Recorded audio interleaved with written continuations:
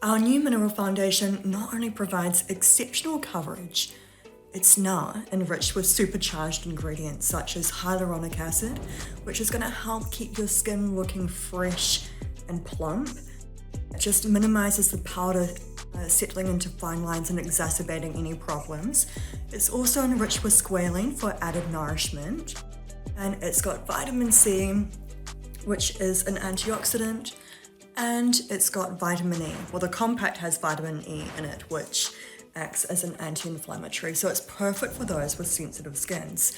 So just a couple of tips and tricks with the mineral foundation.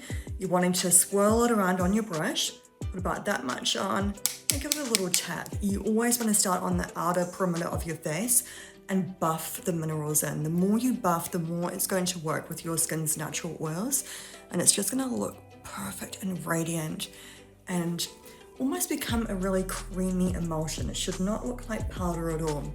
For any textured skin or any redness around the nose and things like that, squeeze the brush like this or go in with a denser brush and get into those hard to reach places.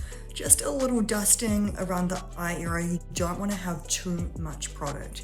And like I say, start on the outer perimeter of the face and work the minerals in. And just top up and add more product where you need to.